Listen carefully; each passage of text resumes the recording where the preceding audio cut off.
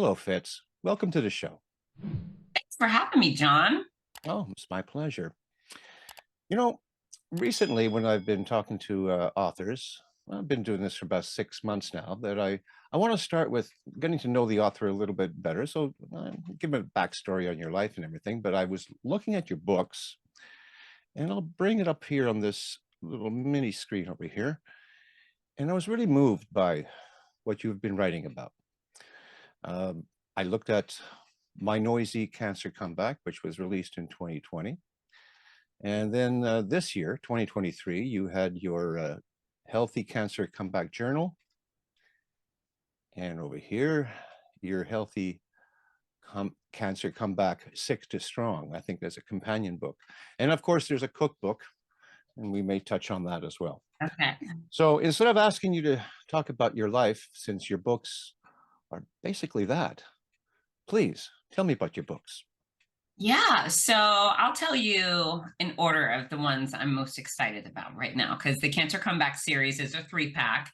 But Your Healthy Cancer Comeback, Sick to Strong, that one is a guidebook for cancer patients of all sorts to navigate exercise and nutrition during and after the cancer battle, right? So almost all doctors and nurses will tell their patients you can and you should exercise and choose nutrition through this process, because you can actually weaponize those things to help yourself become more likely to hit remission, hooray, and less likely to have a recurrence.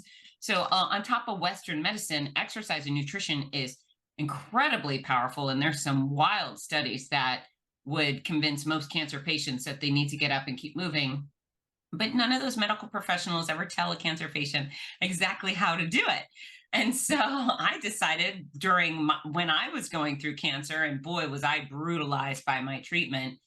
I thought this is awful. I hit rock bottom, and I was a little bald skeleton, so ill, so weak. But I never had any doubt that I would be able to rebuild my body and get back to strength and stamina and vibrancy, etc. But at the same time, where I was having great confidence about my comeback, I really started agonizing for my peers, the millions and millions of cancer patients of all sorts around the world who have no idea. They have been ravaged by their disease or their treatment, and then they're just kind of stuck, right? So, Your Healthy Cancer Comeback, this is the one that, much like where every pregnant woman in the world gets what to expect when you're expecting, I would like Your Healthy Cancer Comeback to end up in the hands of every single cancer patient on earth from here forward. It's not only how to circumnavigate exercise and nutrition during chemo, radiation, surgeries, but then I get into, here's a tons of photos. This is exercises you can do in the exam room, because you know what? Once you get diagnosed, you're constantly at doctor appointments. It's a never ending cycle of doctor's appointments. So either you can just sit in a chair and atrophy and be miserable, or you can get up in the room with the door shut and you can do some things to stretch out your body, increase mobility, increase balance and stamina and strength while you're in that room. And then, not every day is a good day with cancer, as we know. And so when I was stuck in bed, I did a lot of strength training in bed. I was violently ill all the time, but here's exercises you can do in bed. There's dozens of these. Here's exercises you can do, stretches in the shower. And so it's about doing what you can when you can, be compassionate with yourself. You're going through a rough phase, but this is the book people need to know, because if you're not being proactive, the decline comes very quickly.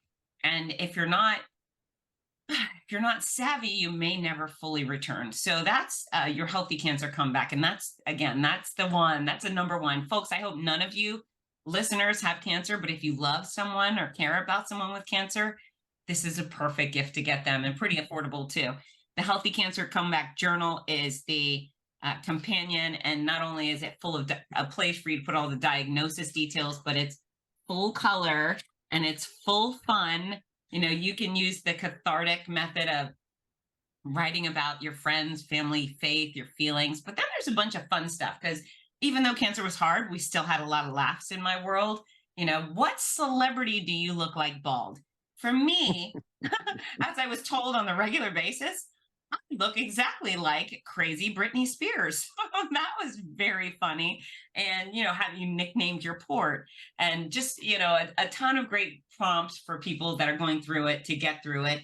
And then the last third of the book is daily fitness logs, exercise, nutrition, hydration, sleep, and then, of course, a command to list your silver linings for every day, because even with cancer, something good happens every day and you should focus on those things. And then last but not least, my noisy cancer comeback. This one is my memoir. It's the journey from my insane diagnosis and then everything that ensued. And uh, much like many people who have to work during treatment, I chose to, and my job gets me on airplanes. I travel around America and beyond doing keynotes and announcing races. I'm a professional race announcer, and I stand at the helm of monster running events like the Los Angeles Marathon, Buffalo, Fargo Marathon, Big Sur. And, even though I was really sick and cancer was having its way with me for a while, I never gave up on my work. And all of this insanity ensued because I kept going. And, there's a lot of lessons to be learned for others on mental resiliencies, a lot of funny stories, because nobody talks about the weird, wacky things that go on during cancer. And I think from what I've been told, is the book is pretty good for some good laughs and motivation for those who need it to keep going. I was really moved by the description of your journal of your own personal experience, how you kept working. I Um, did. I was gonna ask you what kind of announcer you are, but you explained that it's marathons, people running basically. Yeah. Yeah. Running. I do other endurance events too, obstacle course races or triathlons on occasion, but my main focus are massive running events, road races. Do you also run yourself? I sure do. I Okay. sure do. And I found my lump 7 weeks after a crystal clear mammogram. I found a lump in my breast at a race weekend. I was out running a race when I found it. I wasn't running. I was in the shower. But yeah, even I, a fitness expert and an athlete, can be diagnosed. So it's imperative that everybody goes and gets those annual exams and squeeze their stuff. You take responsibility Yeah, for your body, and if you see something, say something. yeah, exactly. So how long did you have to endure the discomfort of everything that involved with cancer? I had 15. It's appalling to even say this. 15 months of chemotherapy, which is a really long time to have chemo. And again, I was violently ill nonstop. It was so rough. And then I had 33 rounds of radiation, which wasn't so bad for me. And I had some surgery, and so it was about a year and a half worth of yuck. And then I started turning my life around to get back to being full force Fitz Koehler again. Hmm. When did you find out that you're cancer free? Like how do they let you know that? And how long does it take from the end of your treatment to that point? So that's a really interesting question. I had my first 5 months of this very mean chemo, and then they switched me to a lesser chemo that was still pretty mean. I had surgery. And then I would say 8 months after I started treatment, I was going in for radiation. And I asked that doctor, you have three doctors when you do cancer: a hematology oncologist, the radiation oncologist, and then a surgeon. So I asked the radiation oncologist, I said, when will I go into remission? She said, oh, you already are. I said, I am? She said, yes. When we removed the cancer we knew about during surgery, that's called no evidence of disease, and that's remission. And so I went into remission while under the knife, and I didn't even know about it. And so after that, all of my treatments were to continue making sure that if there were any cancerous cells floating around my body, that we nip them in the bud and make me more or less likely to have a recurrence. So yeah, I think it was July 31st of 2019, I went into remission. Yeah, that's very good. Yeah. When you first heard about your cancer, you were no doubt upset about it. And with all the positive things that you've written about how to, battle cancer by exercising and all that, did that come naturally to you, or did you have to really work at becoming positive? Yeah, so even though I do talk about this mental fortitude, and I demonstrated that in many ways, and I've helped other people get there, is I'm also very human. And upon my diagnosis, I was convinced that I was dying. I thought, well, I am this perfect beacon of health and happiness. I'm going to make the perfect tale of tragedy. And I was sad about losing my own life for sure. But what really punished me was the thought of losing my children's lives. Ginger was 15 and Parker was 13. And the thought of not seeing them grow up was just devastating to me. I grieved so badly while still trying to function, while trying to figure it out and get the right doctors and get this treatment on the road. But I definitely was terrified. And finally, my doctor, he said, "Listen, Fitz, 94% of all breast cancer cases are curable. Yours is specifically curable. So you're gonna have a rough patch. You're gonna have to endure this cure, but our plan is to cure you." And so and I thought, okay, okay, I can do this. And so it was still scary. I still cried every day, but I also smiled and laughed every day. And I lived larger than most healthy people do in a decade. So, we have decisions that we can make during any situation, any crisis. There are choices to make. And Exactly. my choices were to keep going, to choose perspective. I was so fortunate that I wasn't one of the babies in the oncology unit. Can you imagine being a baby or a kid? And so for me, I thought, well, I'm not a kid with cancer. It's not my kid with cancer. And so I'm going to put on my big girl panties and I'm going to figure it out. I never had a pity party. Was I sad? Yes. But did I ever say, why me? No Mm, way. Because there are 6-month-old babies with brain yeah, cancer. And what did they do? Right. I know. So why not me? Yeah. And my commitment to those passions, to continue on with my work, to continue doing things when my kids had a special event, I was committed to being there. If I had to break free of the hospital, I was going to get there for Ginger and Parker. And those decisions were game changers for me. They were absolute game changers because if I would have stayed home, I always say everyone's got that aunt. We're going to call her Aunt Peg. And Aunt Peg says, "Oh my gosh, you have cancer. You got to stay home. Just stay in your room and don't see anybody and wear a mask and hide out and do nothing. Don't move your body." Well, if we do what Aunt Peg says, we don't move our body, our muscles atrophy, we lose strength, we lose stamina, we lose flexibility, mobility, we lose balance. Maybe we fall down. And what's worse than cancer and a broken hip, right? So Yeah. we don't want to take her advice there. And then the other thing is isolation is what we do to prisoners, right? If you're if you're the worst person on earth, we isolate you. If you're a really good person going through a hard time, well, we want to get you with your people. We want to get you with those activities that lighten your spirit and give you something to look forward to. And if I had not gone out to do my work and my kids, all I would have been was sick.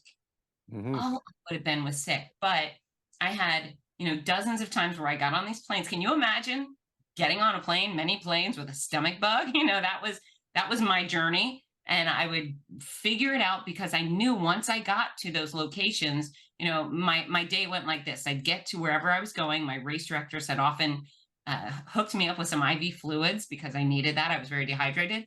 I would sleep on the hotel bathroom floors because that's the only way to stop the world from spinning. And then the next morning at 4 or 5 a.m., I would get up and I'd get dressed and I'd drag myself over to the start line of these monster running events. And that's where the magic happened. I would go from sick and suffering and exhausted, and I would step onto that stage, and every single thing that was wrong with me would disappear. And I was invigorated and delighted and focused on these thousands of people in these extraordinary events. And I got to be full force Fitz Koehler again. There was nothing wrong with me as long as I was wrapped up in my passions, which were those people. So if I would have listened to Aunt Peg and I would have stayed home, all I would have been was sick. All I would have been was miserable. Instead, I got to actually live my life while fighting for my life. And I work so hard to convince other people to keep going. Perhaps there's a precaution you take here and there because your doctor recommended it. Fine, you do you. But uh, their cancer shouldn't stop you from living until it does or it doesn't, right? Exactly. I've had a few people that I've known and some celebrities that I've seen handle cancer quite well. Yeah. Yeah, there's a lot of us out there doing great things, and just because we're out doing great things sometimes doesn't mean we're not in the depths of hell on some other times. But it's okay to do both. And another real profound moment I had was at the end of my mean treatment. Things had really gone south. My fingernails had ripped off. I I mean, I can't even explain to you how many things were wrong with me. Every iota of my body was damaged. And I was in Orlando. I had gone to see my daughter do a cheer camp competition. So I'm there, and it's a sweet thing. She wants her mom there, and I wanted to be there. And I'm sitting in this arena after the most hellacious night, and I felt so bad. And that morning, I had actually thought, golly, if they didn't guarantee me a cure, this is where I would stop treatment. I never could understand why people would, quote unquote, give up, but I understood it then. I thought, okay, if I was never going to have better quality of life than I have right now, I would stop treatment, which is a devastating experience to feel that way, to identify with my dad who died and my grandma and all these other people we love with cancer, right? However, when I got to that arena, even though everything was wrong with me, when I was watching her, I thought, I'm so glad I'm here. And I hope if other people actually are dying, right? Let's say you have a different type of cancer. It's more aggressive, and they've said, we don't have any more answers for you.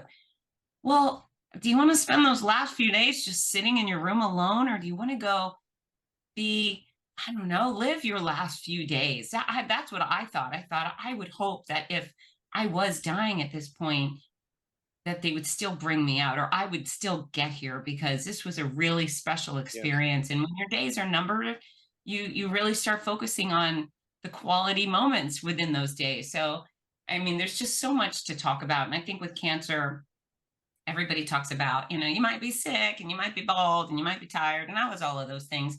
There's a whole bunch of deeper layers. Yes, there And is. I found that people weren't digging down. And I tried to really just be open and get gritty, and especially my noisy cancer comeback, because that was my story. And maybe some other people don't have the same mouthpiece I do to be able to relay their experiences and help people understand. What you just said there makes me think, here in Canada, we have doctor-assisted suicide. Yeah. What do you think of such a thing? So interesting. I used to be of the mindset is I couldn't understand why anyone would give up. I just couldn't wrap my head around it. When my father was dying of melanoma, he was in a really debilitated state. And I remember him being upset that my mom had to help him use the bathroom. And I was like, but she loves you. He said, yeah, she shouldn't have to wipe my butt. That was something he said on pretty close to his deathbed. And then I started to comprehend what he was going through. And then when we called in hospice, I thought, okay, I get it now. If he will never have a day better than today, and his quality of life was in the tank at that point, then I am okay letting him go. I think if he dies, he'll be at peace. And I could see him making that choice for himself. I don't know if I would have ever made that choice for myself, because I'm a needle phobe. I mean, the whole thing, it's all very scary, right? But I think giving people the right to choose a humane, dignified death for themselves isn't necessarily wrong. So I don't like it. I don't love it. It scares me, but I could understand someone much braver than I am going that route and feeling good about it. Yeah. Let's change the subject. No. I've been looking at this Fitzness neon sign. Is it? Is it a neon sign? Yes, sir. Yeah. And you've also talked about helping people. Is there a connection there somewhere? Oh, yeah, yeah, yeah. So I'm a fitness expert, and what an Irish gift, born with a name like Fitz. So I've been teaching fitness since I was almost 15. And I think it was about 20 years old, where a friend of mine who was an attorney said, you need to incorporate, if you're running a business, you need to be a business. And I really scratched my head for a little bit, and all of a sudden my name just fell into fitness, and it's Fitzness, and it's my brand of gimmick free fitness, where I help people do better, be better, live better and longer by making fitness understandable, attainable, and fun. So Fitzness has my name in it, but don't be confused. Fitzness is all about you. All right. Well, you're in Florida. Do you actually work with people one-on-one, or do you do this online as well?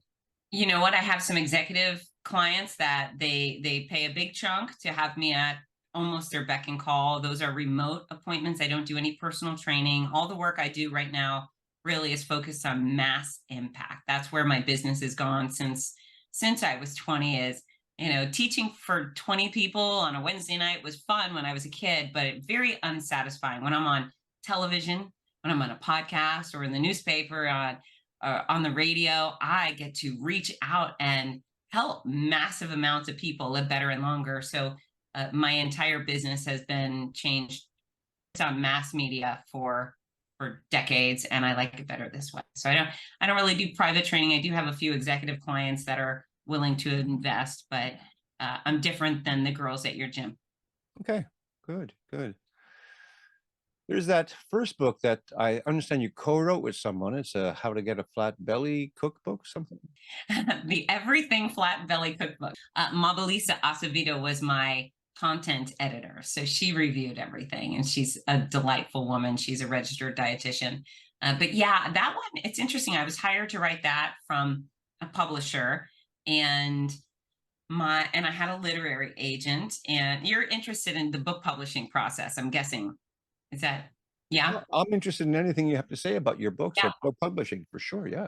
Yeah, so publishing is interesting where they say you can't write a book unless you've written a book, right? That's the traditional publishing quandary. So I have a literary agent, and she likes who I am, she likes what I have to say, she wants to connect me with publishers, get me published. So I instead of coming up with my own topic, I get this offer from a publisher that says, "Hey, can you write the Everything Flat Belly Cookbook, 300 recipes?" And I said, "Yeah, I can do that." And so they paid me X amount up front. That went pretty well. I wrote the book in 3 months, done, out of my face, and it was very successful. So they come back to me and they asked if I wanted to write a different book. And I said, okay. So I work on that book, and they take it, and then they come back and they said, well, we like what you wrote, but we want to add 2 chapters. One chapter on negative calorie food, suggesting that if you eat certain foods, you burn more calories in digestion than you do consuming the food. So it's a weight loss effort.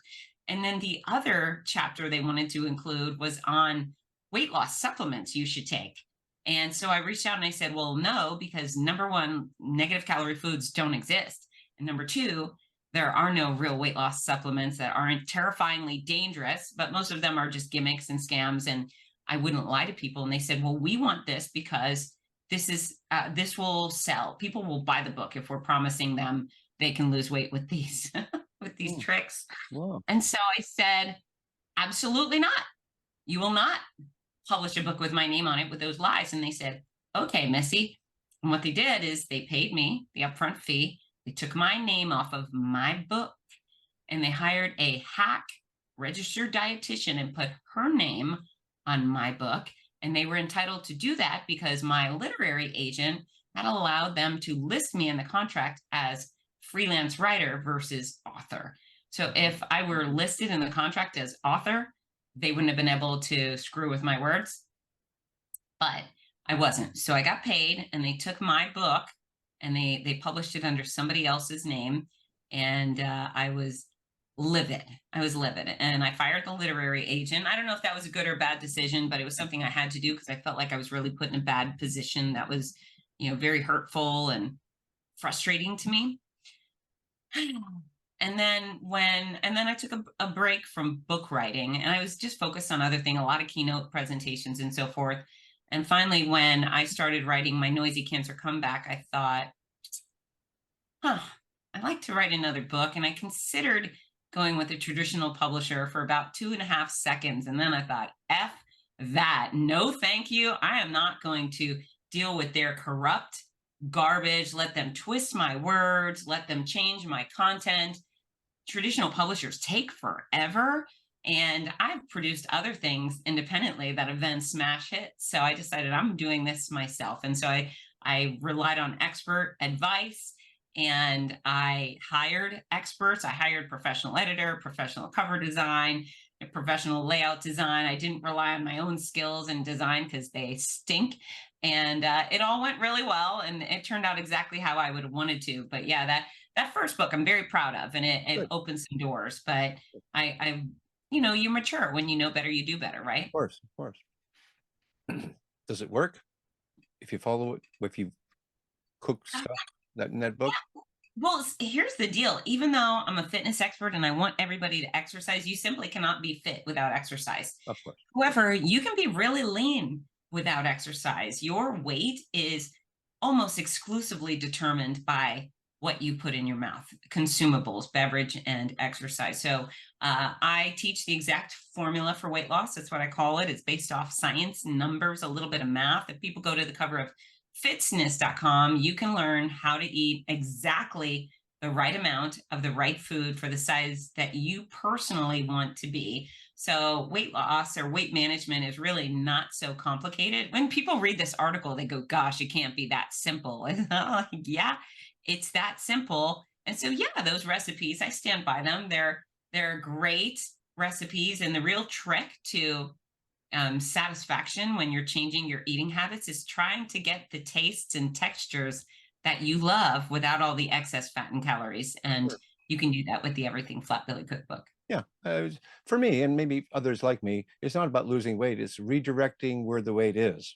Exactly. That comes from strength training. So yeah, you could get leaner while building muscle in other places, and Yeah. muscle mass, that is the fountain of youth. I hope everybody takes strength training seriously. I think it's the number one most important pillar of fitness. Right behind it, cardiovascular, cardiorespiratory capacity. We've got flexibility and balance. It all matters. But if I was going to choose just one, I would get everybody on earth to strength train. Okay. Yeah. Yeah. So you said that that book was successful. How about the other ones? What's sales like for you for your other books? You know what? Everything is going gangbusters. So my Noisy Cancer Comeback, this one, the memoir, this one has sold oodles and oodles. It's been on sale for 3 years. And, of course, I had a big boom on publishing, but it really hasn't slowed down much. And I get a lot of bulk orders on this one. So when corporations hire me to speak, quite often they want to get this book so they can pass out the story to their employees or their associates if it's an association. So my Noisy Cancer Comeback still sells fantastic.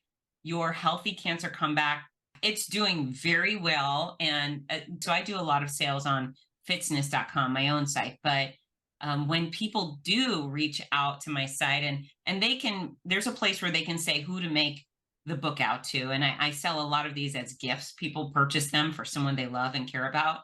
But almost every day of the week, I hear, please, can we get your Healthy Cancer Comeback? My uncle has brain cancer, or my niece has pancreatic cancer. So every day, my inbox is filled with bad news, which of course hurts my heart because I really care about these people. But it also thrills me that now these people will have a guidebook on, helping their own situation and increasing their chances of remission. So the books are doing very well. I think the one that sells the least is the journal, yet it's still doing well. And I sell them as a 3-pack and a 2-pack. So that's how most of them are sold. People say, I want the Cancer Comeback series, or Healthy and the journal. That's very interesting.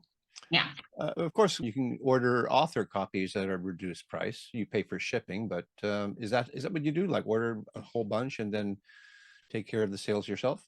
Yeah. So I order from Ingram Spark. That's my printer.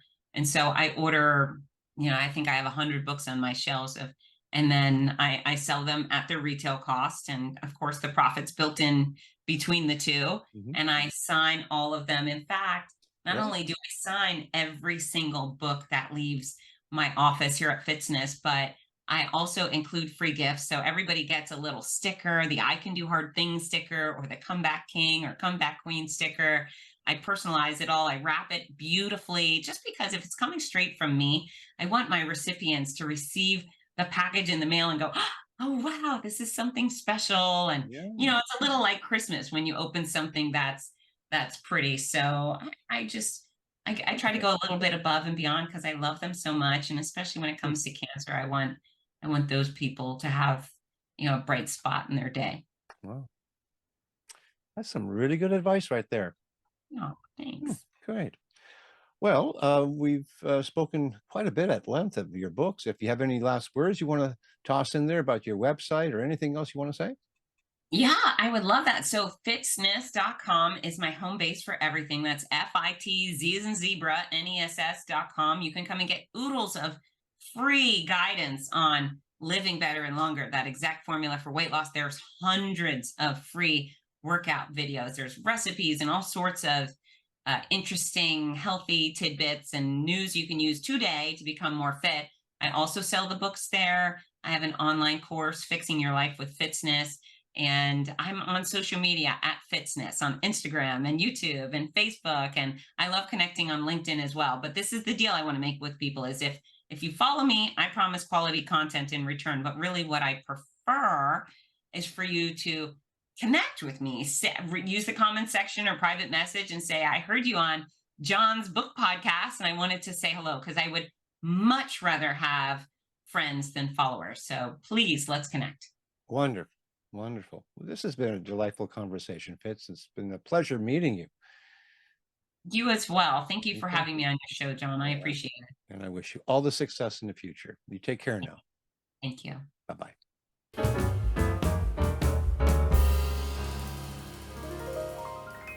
Thank you for watching. And before you go, if you like what I do here on Tell Me About Your Book, then consider subscribing, hitting that like button, and don't forget to ring that bell for future notifications. You can even leave a comment. All of that really helps in recommending this channel to a larger audience. And if you are an author, I would love to speak with you about your book. Until next time, keep on writing and be kind to one another.